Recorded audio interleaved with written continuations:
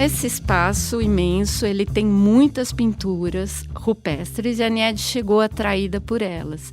Mas, além disso, ela foi encontrando fósseis da megafauna, preguiça gigante, tigre dente de sabre, tatu, tem fósseis de pessoas, né? Então, algumas enterradas com alguns brinquedos, se era uma criança, um brinquedo do lado, se era um homem muito com um arco e flecha, alguma coisa que utilizava. Então, à medida que ela foi pesquisando, se ela foi atraída pelas pinturas, ela foi encontrando outros artefatos importantes para contar a história da ocupação das Américas. Ao ver as pinturas rupestres das cavernas de Lascaux, na França, Pablo Picasso teria dito que, abre aspas, depois deles, não inventamos nada de novo. Eu sou Caio Sens, jornalista da Folha de São Paulo, e o episódio de hoje do Ilustríssima Conversa não fala de cavernas na Europa, mas de registros que resistem no meio da Caatinga, no estado do Piauí. Os desenhos bidimensionais de tons terrosos estão em superfícies rochosas e são evidências da presença ancestral de humanos. Uma das pinturas retrata dois animais. Especialistas estão convencidos de que sejam veados ou até lhamas pré-históricas, extintos durante a última era do gelo há cerca de 12 mil anos. Mas, para muita gente, se parecem mais com capivaras mesmo. O nome pegou, e é nos anos 70 que a Serra da Capivara se torna o ambiente de trabalho de uma das figuras mais conhecidas da região atualmente, a arqueóloga franco-brasileira Niede Guidon. Niede é a grande responsável pelo nascimento do Parque Nacional Serra da Capivara, que hoje é considerado Patrimônio Cultural da Humanidade pela Unesco. O parque também é o único representante brasileiro citado pelo jornal New York Times entre os 52 lugares do mundo para viajantes em busca de destinos sustentáveis.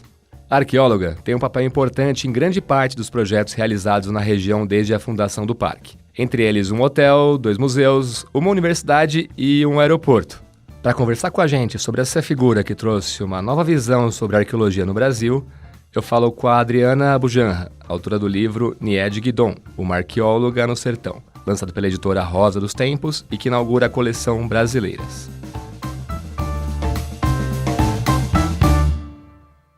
Adriana, seja muito bem-vinda ao Ilustríssima Conversa, é um prazer ter você aqui. Eu queria começar pelo título do seu livro. É um nome que, apesar de ter uma importância nacional e até internacional, talvez ainda não seja um nome que cause um reconhecimento imediato nas pessoas que estão ouvindo a gente. Então eu queria te perguntar, quem é Niede Guidon? Prazer, Caio, super obrigada pelo convite, uma alegria estar aqui. Niede Guidon, ela é franco-brasileira, né? Uma arqueóloga, ela morava no Brasil, foi embora para a França na época da ditadura, ficou lá um tempo. E, assim, o grande trabalho da vida dela foi o Parque Nacional Serra da Capivara, no Piauí, e que ela dedicou a vida inteira. Assim, é muito raro você ver uma pessoa que, de fato, né, vive para uma causa, assim. E ela é um personagem riquíssimo, porque ela tem muitas dimensões. Então, você fala da Niede Guidon, você fala de arqueologia, você fala do Brasil, do Piauí, você fala da Caatinga, o irmão pobre, né, dos outros biomas, todo mundo acha que é uma terra esturricada e tal. Você fala dos sertanejos, aquelas pessoas que vivem lá.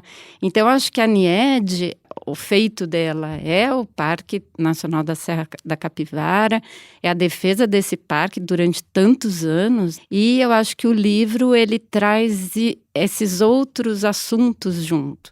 Legal. Eu vou puxar esse gancho, então, e comentar sobre esses personagens do seu livro mesmo. O livro conta a história da Niede, mas para contar a história da Niede, você conta a história do parque e de muitos personagens. E muitos deles são moradores dos vilarejos da região da Serra da Capivara. E talvez outro personagem também seja o parque, né? Que é um personagem com altos e baixos, que alvo de amor e de ódio, às vezes, que é saqueado e protegido. Me conta um pouquinho mais desses personagens, qual é a relação entre eles, qual é a relação dos sertanejos com a Serra da Capivara, qual é a relação da Niede com a Serra e com a população local. É uma delícia. Ainda mais assim, né, para você escrever um livro, é rico porque ele não é maniqueísta, não é uma coisa só. Então, o parque, antes da Niede chegar, só contar um pouquinho a história. A Niede ouviu falar dessas pinturas em 60 e poucos. Ela tentou chegar no parque num fusquinha com outras arqueólogas, uma delas fumando, uma viagem muito engraçada. Uma ponte caída impediu que elas chegassem lá. E depois, com o golpe militar, ela foi embora para a França. Então, quer dizer, o parque ele não passou a existir por conta da Niede. Ele existia e tinham pessoas morando lá. Então, quando a Niede começa os trabalhos, né, de pesquisa, e vem arqueólogos, antropólogos, enfim, biólogos, e começa a fazer esse trabalho, que transforma aquela região em parque, demora 10 anos para o parque, de fato, sair do papel, né? Quase foi comido pelas traças, como tantos projetos no Brasil. Então, esses sertanejos viviam lá dentro. Então, quando ela começa a fazer as expedições, muitos dos sertanejos que viviam aonde é o parque hoje foram mateiros, ajudaram ela nas expedições, abriam mata, etc. E ela sempre avisava, isso aqui vai virar um parque, vocês vão ter que sair. Mas como você fala e nada acontece? Passaram-se 10 anos, até que, de fato, em 86, ela começou, então, a retirar. Ela não, né? O governo a retirar as pessoas do parque. E aí, então, começa o pessoal que, digamos, você falou, né? Amor e ódio. Então, o ódio, né? Essas comunidades que viviam lá dentro, a do Zabelê, que é a maior delas, em torno de 100 famílias, então, digamos aí umas 400 pessoas, é a comunidade que foi mais afetada. Então, uma das sertanejas que eu uso no livro, a Dona Nenê, para contar a história, eu falei com muitos deles, mas eu aproveito a voz dela, né, para dar essa narrativa.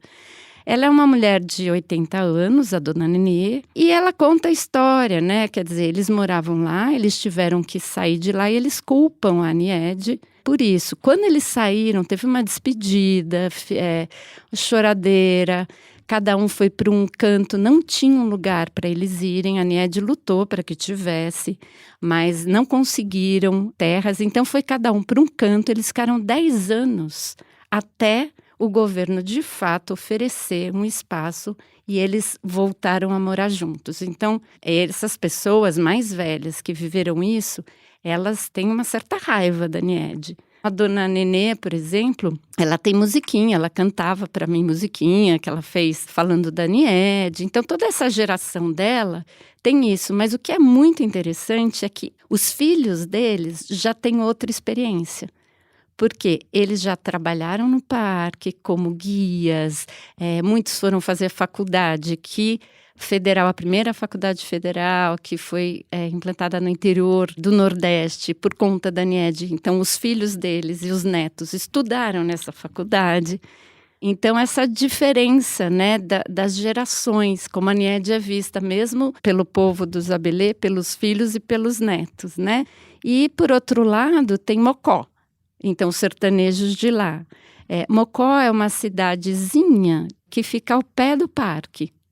Então, você vê aquelas pedras, assim, imagina o Rio de Janeiro, sei lá, como você morar na frente do mar, é o pessoal de Mocó. E o pessoal do Zabelê, que morava de frente do mar, digamos assim, foi morar no centro da cidade. Então, o lugar onde eles moram hoje não é bonito, é à beira da estrada, etc., né? E o pessoal de Mocó, não. Como eles moravam num lugar onde o parque não cortava, eles permaneceram nas suas casas, mas eles tiveram todos os benefícios. Então, lá, Niede é Deus, né? Deus do diabo na terra do sol. É meio isso, assim. Que é o título do capítulo, né? Isso. Onde você conta essa história no seu livro. O que eu acho importante, assim, ressaltar é que quando essas pessoas, né, tiveram que sair do parque para delimitar e para, de fato, o parque sair do papel, era uma época onde o modelo que se usava era um modelo americano, onde você separava, né, quem morava dentro do lugar e a natureza intocada. Então, naquela época, eu quis contextualizar, até para a gente não fazer um julgamento sem entender como é que essas ações foram tomadas. Se fosse hoje, eu conversei com vários especialistas e eles dizem que seria diferente. Então, você poderia, por exemplo, fazer como se fosse um lote, sabe? Tem lugares como se fossem bairros que pode morar gente, lugares que não. E a gente sabe que essas comunidades conhecem muito bem tudo, as plantas, os animais, e eles podem ajudar até preservar. O ser humano como parte do contexto. Quase, exatamente, né? Isso é uma discussão de hoje em dia, isso é muito vivo, isso é muito claro, mas é importante a gente lembrar disso, né, na hora de... eu acho que eu tentei fazer isso no livro, entender como era o pensamento daquela época, né? Eu vou aproveitar então, Adriana, para perguntar um pouco sobre essas atividades da NIED. Eu contei aqui, pelo que eu anotei, a NIED já fez trabalhos como assistente social, sanitarista, educadora, advogada, enfim, quem é essa pessoa tão inquieta, né, que eu acho que tem um ímpeto da NIED, que é um ímpeto muito produtivo e de querer ajudar essas pessoas, né? Enquanto alguém que está, talvez, cuidando do parque, mas também querendo cuidar das pessoas que estavam ali, né? Que sofreram uma perda, talvez, e que precisavam de um amparo naquele momento. Quando ela delimita o parque começa a funcionar, ela tem que administrar, ela vira uma gestora. Ela vira também personagem de Bang Bang. Ela é também a protetora desses sertanejos, porque ela sempre entendeu, quer dizer, se você tem que tirar essas pessoas de lá, se elas não podem mais caçar. Tinha a produção de cal, por exemplo, que pegava as pedras com os desenhinhos, moía, depois colocava fogo, né, e ia destruindo tudo. Então, ela não pode simplesmente falar, vocês não podem mais fazer nada disso, que era o meio de sustento dessas pessoas, sem oferecer nada em troca. Então, ela sempre, desde o princípio, quando ela começou a criar o parque, ela fez várias frentes, né, educação. Então, ela fez, assim, escolas integrais, ela chamou o pessoal da USP. Então, assim, ela fez essas escolas, imagina, essas crianças que mal tinham comida, elas tinham café da manhã, almoço e janta. Elas comiam tanto que elas chegavam a passar mal, tinham discussões, e agora o que a gente faz, né? Não, deixa os bichinhos comer que uma hora eles ficam melhores. Eles tinham banho, imagina, lá não tinha chuveiro elétrico, não tinha água para beber, eles tinham que andar não sei quanto. Então, além disso, eles cantavam o hino francês. Eles aprenderam, porque a cantar o hino francês. Então, até hoje, quando eu fui lá conversar, as pessoas punham a mão no peito e cantavam o hino francês. Chegar, a gente recebia perfilados, em pé, cantando mesmo igual como se merece cantar um hino, né? Allons enfants de la patrie, le jour de gloire est arrivé. Compte-nous de la tyrannie, l'étendard sanglante élevé. E era uma educação de primeira mesmo, né? Saúde nessas escolas. Então, assim, naquela época, quase todo mundo com uma certa idade perdia, assim, 1, 2, 3 filhos. Aquilo era... Eles falam, os bichinhos morriam, a gente não sabia do quê. Porque eles tomavam a água que os animais se banhavam. Então, ela levou o pessoal da Fiocruz, eles levavam vacina e praticamente zerou a morte de crianças. E outra coisa era oferecer trabalho, né? Quer dizer, então vocês não vão poder caçar, o que vocês podem fazer? Ela sempre apostou que lá se tornaria um polo turístico, né? Que a arqueologia, o parque, iria atrair muita gente. Então, ela, por exemplo, ela começou o mel. Eles já fabricavam mel, mas era aquilo, né? Para os anéis, cortava a mão. Para pegar as abelhas, eles cortavam a árvore inteira. Então, ela chamou gente de fora para ensinar como cultivar o mel, como fazer. Hoje, o estado do Piauí, se não me engano, acho que é o 3º estado produtor de mel. A cerâmica, que existe até hoje lá, com aqueles desenhos rupestres que tem nos paredões, então eles imitam. Ela chamou gente do Japão, da Itália, para ensinar. Acho que a iniciativa mais popular mesmo sejam as cerâmicas mesmo, né? Sim, deu muito certo. E deu muito certo também porque, assim, a NIED tem muitas ideias. Essa ideia dela. Ela teve outras que não vingaram, mas ela ia apostando, ela não desistia, né?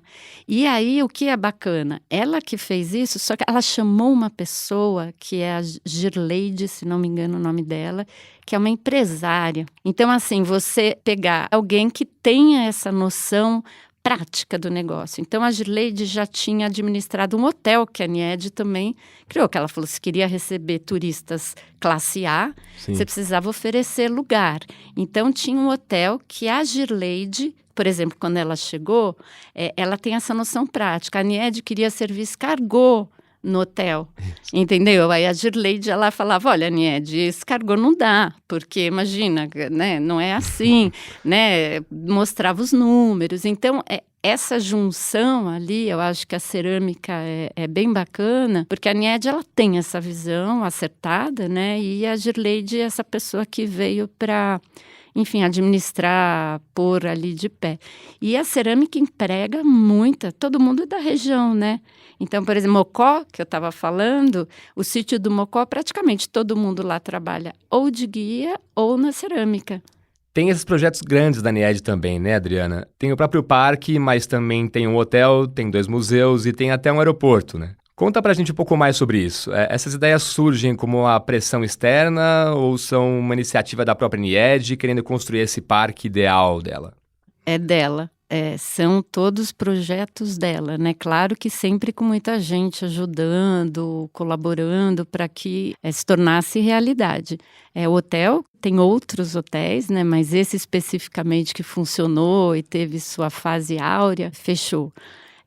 Os museus e o aeroporto. O aeroporto é uma história. Quando eu fui para lá, o aeroporto existia, foi até curioso, porque falei, bom, existe o aeroporto, mas não tem voo. E aí é uma coisa de louco. E aí, assim, eu já estava pesquisando, antes de ir, eu já sabia a história do aeroporto. Porque como é que tem o aeroporto? Eu tentava me informar, falava, não, vai de avião. Não, mas não tem voo. Achou que ia ser fácil chegar? Quer dizer, o aeroporto começou, a ideia do aeroporto, na época do Fernando Henrique, que ela era amiga do Fernando Henrique, os dois viveram na França na mesma época do exílio, né, do presidente.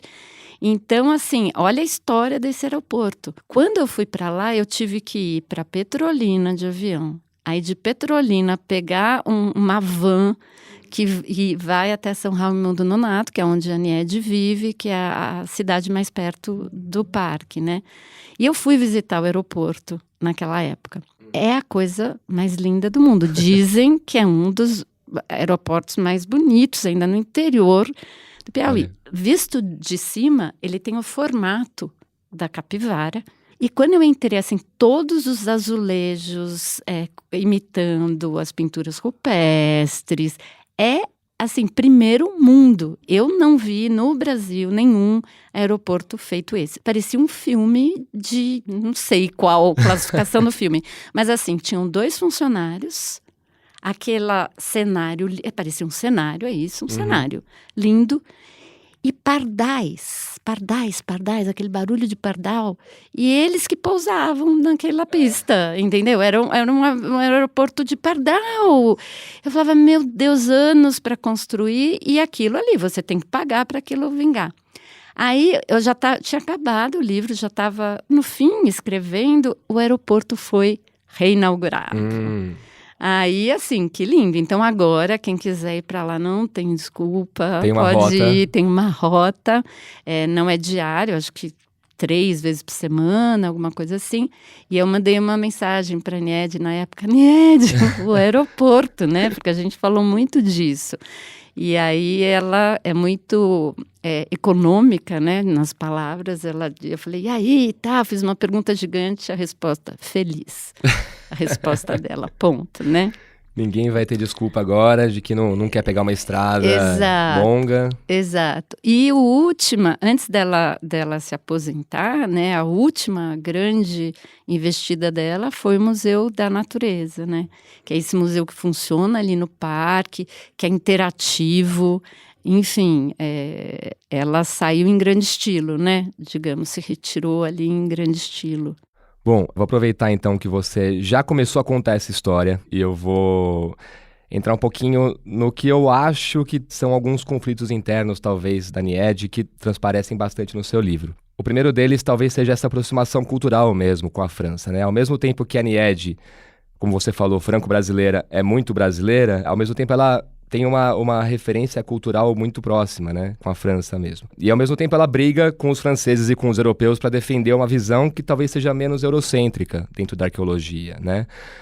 Onde ela se coloca em relação a essas culturas locais da Serra da Capivara, né? Você comentou que ela pediu para ensinarem a Marselhesa nas escolas, que ela pedia o escargot no restaurante, talvez porque essas referências sejam muito presentes no imaginário da Nied, desse hipotético turista que vá para a Serra da Capivara, mas ao mesmo tempo como essa relação com a cultura local, né? Que é, enfim, do Brasil mesmo, que a Nied também abraça um pouco, né?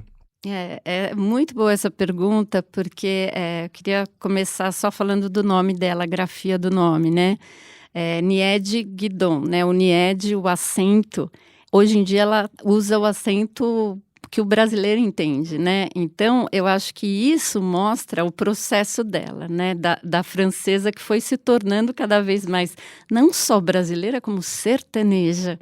Então, e outra coisa, ela tem um mantra, a vida dela inteira, né, que está no livro, que sempre que tinha uma dificuldade, que ela não conseguia dinheiro para o parque, enfim, ela falava, eu largo tudo e volto para Paris, eu largo tudo e volto para Paris. Então, essa referência do país onde ela realmente viveu muito tempo, né, virou, no fim, um lugar no imaginário, né, porque a Paris dela não existe mais, todos os amigos dela já morreram.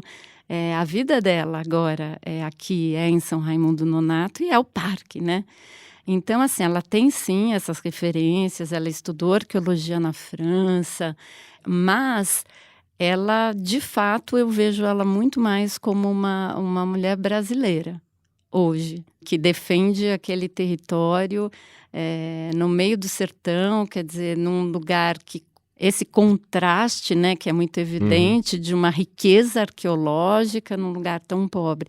Outra questão, eu acho que você até começou já a abordar esse lado da Nied, Adriana, é essa diferença entre a Nied, que diz que vai largar tudo e ir embora para Paris, mas acaba ficando e criando o próximo projeto, ou a Nied, que diz que não gosta de crianças, mas que, na verdade, nas ações dela transparece, às vezes, um outro lado dela. Você também entende esses conflitos como presentes na cabeça da arqueóloga? Completamente. E isso é a graça dela, né? Por exemplo, o que você citou das crianças, né? Ela diz assim, criança, eu gosto numa bandeja com uma maçã na boca. Ou então, se chora, eu jogo para as onças. Ela diz essas coisas. Ela tem esse humor, ela impressiona, óbvio, né, que não. Mas ela fala desse jeito, ela tem esse humor. Um dia desses eu vou embora. E o pior é que eu vou pro inferno, né? Vai fazer um calor desgraçado lá. Eu até repeti que eu contei para você antes, mas que eu acho engraçado, né? Queria aproveitar essa resposta para falar do humor dela. Às tantas eu comecei a andar de mototáxi na cidade, né? Porque táxi lá não é Uber, tal, era super caro. E aí a Nied, quando descobriu que eu ia embora de moto, estava armando um toró, né? E ela estava falando de quando ela morrer, como é que vai ser. E aí ela abriu uma pasta. Tem lá, não vou contar porque é o final do livro, né? Mas, enfim, quando ela leu aquilo para mim, eu sabia, já tinha o final do livro enquanto ela lia, né? Mas daí ela termina de falar de morte, ela fala, você vai embora de moto? Ah, Adriana, tá armando o toró, né? E você vai embora antes que eu. Então, ele ria, óbvio. Depois ela mandou mensagem para saber se eu estava viva, se eu tinha chegado, entendeu? Mas tem um lado do carinho. Essa, ela brinca, né? Talvez o grande momento das pesquisas da Nied, que surge também no seu livro, seja quando ela começa a fazer as escavações no Parque Serra da Capivara. E aí eu queria também te perguntar um pouquinho mais, para contar um pouco do que é o Parque da Serra da Capivara e dessas escavações arqueológicas que, indo para fazer as provas, né, de datação, geram os resultados que talvez não fossem os esperados dos adeptos das teorias mais em voga atualmente. Conta um pouquinho mais desse processo pra gente e dessas escavações e por que esse parque é tão especial, talvez? Bom, a Nied chegou lá atraída pelas pinturas rupestres, né? Então, esse parque, esse lugar, ele é imenso, acho que são 130 mil hectares, E tem muitas pinturas feitas pelos nossos antepassados. Algumas gravuras a gente não consegue exatamente, não pode, né, falar o que as pessoas pensaram na hora que fizeram, mas é uma coisa muito linda você imaginar que nossos antepassados viveram lá e tem traços que são universais. Então tem a cena de um beijo, tem sexo, tem dança, tem caça. É um museu ao céu aberto. Que isso é lindo e ao mesmo tempo tem as consequências de você poder preservar aquele lugar, é mais difícil, né? Não tem ar-condicionado, você está falando do sertão, da caatinga. O que você acha que vai acontecer? Com o tempo as pinturas vão desaparecer se não houver uma manutenção. Porque eu já te disse que os patrimônios da humanidade no mundo todo têm uma manutenção permanente. Tem funcionários trabalhando lá. Aqui não fizeram nada. Então, esse espaço imenso, ele tem muitas pinturas rupestres e a Niede chegou atraída por elas. Mas, além disso, ela foi encontrando fósseis da megafauna, que são animais gigantes, né? Que conviveram com as pessoas. Olha que louco, naquela região onde a gente pode ir. Preguiça gigante, tigre dente de sabre, tatu, tem fósseis de pessoas, né? Então, algumas enterradas com alguns brinquedos, se era uma criança, um brinquedo do lado, se era um homem muito com um arco e flecha, alguma coisa que utilizava. Então, à medida que ela foi pesquisando, se ela foi atraída pelas pinturas, ela foi encontrando outros artefatos importantes para contar a história da ocupação das Américas. Mas o capítulo que trata disso, acho que o título já diz, né, que é pedra rachada. Quer dizer, não é consenso e é uma discussão. Eu não sou arqueóloga, né, então eu não me proponho a dar uma resposta definitiva, até porque ela não existe ainda. O que aconteceu é que a Niede achou carvões que ela mandou para datação e disseram, na primeira datação, 18 mil anos, e essa datação foi subindo, e, enfim, a Niede chegou a falar que nossos antepassados chegaram na Serra da Capivara há 100 mil anos, foi o teto dela. E aquilo, principalmente para aquela época, se hoje ainda causa frisson, naquela época a teoria em voga, né, Clovis First, que eles fazem, né, que é a ocupação por volta de 12 mil anos, etc., ela vem com uma datação tão maior que aquilo foi um escândalo. Então gerou muita discussão, só que assim, o carvão, a discussão maior, eu vou tentar sintetizar, mas a discussão maior é assim, achou o carvão realmente tem essa idade, mas isso quer dizer que alguém fez uma fogueira ou que esse carvão é de um incêndio natural? Outra coisa, pega lá uma pedra, tem uns que dizem que aquilo foi um instrumento uma ferramenta feita pelo homem, ou foi o macaco até que jogou lá de cima, ou caiu simplesmente, né? E você acha que aquilo... Então, essa discussão, ela não terminou ainda. Então, eu acho que eu tento apresentar no livro os argumentos, né, de quem defende, as pessoas, né, as críticas. Hoje em dia, tem surgido outras datações, outros locais com datações mais antigas, mas é ciência, então para você ter essa unanimidade, você precisa ainda apresentar mais provas. Então, é uma questão que está em aberto. Mas o que eu acho mais fascinante que eu queria é assim, se ela não era consenso e ela conseguiu o que ela conseguiu sem ser consenso, eu acho ponto para a Niede no sentido daquilo que você falou. Ela ia atrás do que ela quer, né? E só uma coisa do parque, né, para situar as pessoas que nunca foram para lá. Além do atrativo, né, da arqueologia, das pinturas, geograficamente aquilo é de uma beleza absurda. Então, assim, você pode subir, tem uma escada que você vai bem para o topo, você vê aquelas montanhas, aquelas aves. Eu fui no inverno de lá. O inverno seria quando chove, né? Tem o inverno e o verão. O verão é quando não chove, o inverno é quando chove. Então, quando chove, aquilo ali fica tudo verde. A gente fala, cacto, né? Que vem na sua cabeça? Espinho, né? Não, aquilo floresce, é muito bonito. E aí, se você vai no verão, é outra paisagem. A Niede disse para mim que é como se fosse o outono europeu, porque no verão perdem as folhas, fica tudo seco, e aí assim, começa a chover, aquilo ali vai ressuscitando, sabe, assim, fica hibernando mesmo, tem animal que hiberna na época de seca. E à noite também a pedra furada, que é o grande cartão postal, que foi feita com o tempo, e ali que tem os eventos. À noite, se você quiser, o turista pode ir lá ver aquilo tudo aceso, ou ir uma época onde tem shows, né? A Niede chegou a fazer uma série de eventos lá, né? Que o capítulo chama da Avignon do Sertão, onde ela levava desde os talentos regionais, né? Como a Sebastiana Sertaneja, que é maravilhosa, que é uma entidade da região, e ela chamava artistas franceses, artistas americanos para se apresentarem nesse parque. Então, só aquelas luzes acesas à noite, naquela paisagem, já era um acontecimento. E aí ela misturava essas pessoas, né? Adriana, no seu livro você comenta também sobre o crânio de Luzia, né? Que não foi descoberto pela Niede, mas por Annette, que é uma colega francesa da Niede.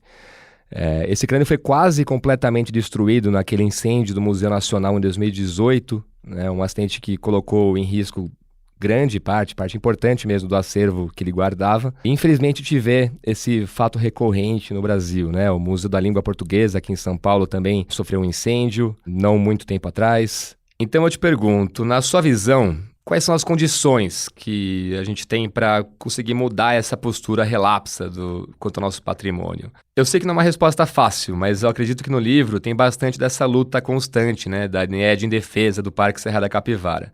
Como foi essa atuação dela? Eu acho que assim, o fato do incêndio chama atenção. Que pena, né? Que precisa do incêndio para chamar atenção.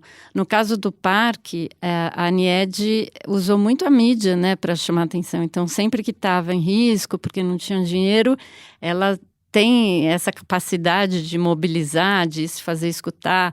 Então, ela ameaçava, por exemplo, levar os ossos dos nossos antepassados até Brasília e largar lá para que alguém cuidasse. Então, esse descaso, né, que acontece no parque, no museu, o Parque Nacional Serra da Capivara é um patrimônio da humanidade. Foi um dos 50 lugares no ano passado que a New York Times falou como 50 lugares para ser visitados no mundo. Quer dizer, a gente está falando de algo que é nosso, né? Então, assim, como você falou, é uma pergunta difícil de ser respondida. Algumas coisas simples, como você ter hidrante, você ter o básico de prevenção de um incêndio. Isso seriam as coisas mais básicas. E a mais complicada é que lugar que o patrimônio ocupa, tanto para os governantes como para a gente, né? Quem que está ouvindo, né? Mesmo você, Caio, e eu, quanta gente conhece? Quem vai para o Rio e é só ver, sei lá, e as praias e no bondinho? Quem foi no museu antes do incêndio? Quem sabia desse museu? Quem sabia que existe um patrimônio nacional da humanidade aqui no Piauí? Mas, enfim, que as pessoas visitem, né? Um convite, eu acho que a gente fala, né? Obviamente, cobrar o poder público e também a gente, né? Quer dizer, a gente vai para a Europa, vai ver as coisas só lá fora. Olha a quantidade de riqueza que a gente tem aqui, né? O seu livro também, Adriana, é parte de uma coleção, né? A coleção Brasileiras da editora Rosa dos Tempos, que tem essa vontade de trazer histórias de mulheres que contribuíram nos mais diversos campos. Eu queria que você contasse um pouquinho como foi dar a voz para a Niede e, enfim, o que isso representa para você. Essa coleção eu acho muito bacana, é organizada pela Josélia Guiar, né? Que me convidou para participar, enfim, vão ter outros títulos, né? E eu acho muito legal poder inaugurar essa coleção com a Niede. Primeiro, por ser uma cientista, mulher, muita gente não conhecia, então você poder dar palco, assim, né? Luz para ela. A Niede, ela chegou naquela região onde tem muito feminicídio, etc., chegou dirigindo um carro, uma mulher contratando numa situação de poder.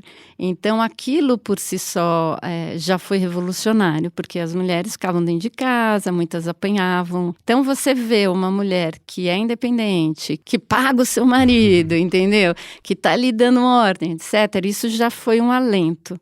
Outra coisa, a Niede, quando ela sabia que alguma funcionária tinha apanhado, ela me contou, isso é maravilhoso.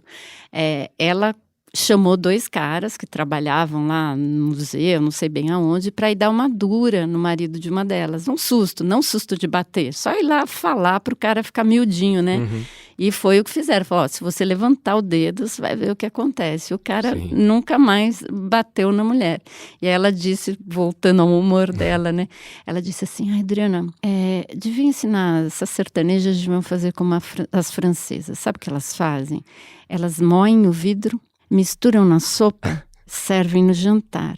O marido morre, ninguém fica sabendo, porque, óbvio, não estou dando ideia, pelo amor de Deus, para ninguém, até porque serão descobertas, tá? Metafórico. Isso é metafórico, mas enfim, então, além disso, né, que era algo que a presença dela fazia, ela teve uma atitude, embora eu perguntei, ela não se diz feminista, ela acha que não teve problema nenhum porque ela era mulher, mas os fatos mostram, né? Ela fez uma coisa revolucionária, né? A gente fala hoje de representatividade, de quantas mulheres tem nas empresas, etc. O que ela fez? Os porteiros eram homens, tinham, sei lá quantas guaritas, 25, uma total, né? Aí ela chegava tinha um varal pendurado por onde os turistas entravam com cueca do sujeito e tal. Na outra, ela chegava e não tinha ninguém. O cara estava bebendo na cidade. Torravam dinheiro e não davam dinheiro em casa para as crianças, né? E aí, quando ela foi cobrar um dos caras, falou, bagunça que tá isso, como é que pode? Uai, eu tô aqui para vigiar, entendeu? Limpar, você chama uma mulher. Ela falou, pois bem, então vou chamar a mulher para limpar e para vigiar. Ela trocou todas as guaritas por mulheres. Então, eram duplas de mulheres trabalhando nas guaritas. Pra você ter ideia, como é que uma mulher sai de casa se ela não tem dinheiro? Claro. Então, quando elas começaram a ter essa autonomia econômica, elas começaram a separar dos maridos. Então, Uma revolução. a quantidade de depoimento que eu ouvi... E a doutora também deu essa força pra gente, né? Que não deve apanhar de marido, não. Tem que trabalhar igual a eles e viver a vida da gente. E vocês Aí a gente se agarra isso a ela demais. Por nós, a gente, se puder congelar ela para ela nunca ter envelhecido. E era assim, elas reclamavam com as mães, mãe, eu apanho. Dedo ruim, é ruim com ele, pior sem ele. Então, assim, hoje em dia tem mulheres batizadas de Niede, muitas formadas em arqueologia ou em outras áreas, né? E uma coisa super importante, não tem exatamente a ver com isso, mas entrevistando o André Strauss, um arqueólogo da USP, que tem muitas questões em relação às datações da Niede. Ele estudou com Walter Neves, que é outro arqueólogo, que dizia assim, olha, o cientista brasileiro, o que fica não é só o quanto de Sartre, não adianta ele se trancar e ficar lendo Sartre. O que fica, às vezes, mais do que as suas contribuições exatamente científicas, quantos laboratórios você deixou, Sim. as universidades que você deixou. Então, isso, eu acho que esse legado da Niede, além do parque, né, da preservação do parque, essa universidade que funciona lá, então muita gente que tinha que ir embora para estudar está lá. Então, isso eu acho muito importante, né? A Niede está com 90 anos, mas olha quanta coisa, né, que aconteceu naquele pedacinho de sertão. Adriana, eu vou aproveitar que você citou o legado da Niede e vou te perguntar qual é o futuro do parque. Então, né, que a pergunta todo mundo faz, e agora que a Niede se aposentou, está com 90 anos, né? A Niede ia lá para Brasília levar os ossos, ia brigar e tal. Sem ela ali, né, O parque não pode ser dependente de uma mulher que deu a vida só para isso. Ele tem que funcionar por conta, né? Tem que ver de onde vai ter recurso, de onde pode conseguir ainda mais recurso fixo, que não seja aquela coisa que a cada ano você tem que brigar para ter dinheiro, para cuidar, para não ter o xixi do mocó que apaga as pinturas, você imagina? Então, a memória toda pode ser apagada. Então, assim, tem outras pessoas que estão tomando dianteira. Tem uma bióloga, Márcia Scheime, que é uma pessoa super bacana. Então, acho que para preservar o parque, não precisa ter a Nied à frente, mas para preservar o parque, que é um patrimônio da humanidade nosso, e para preservar a memória da Nied, né? Ela deu a vida ao parque, ela sempre, óbvio, vai estar associada àquele lugar. Esse foi o Ilustríssima Conversa. Eu sou o Caio Sens e a edição de som foi feita pelo Rafael Conkle. Se você gostou do episódio, não esquece de avaliar a gente no Spotify, no Apple Podcast ou na plataforma que você estiver usando por aí. O Ilustríssima Conversa volta em 2 semanas com mais um episódio. Continua com a gente. Até lá!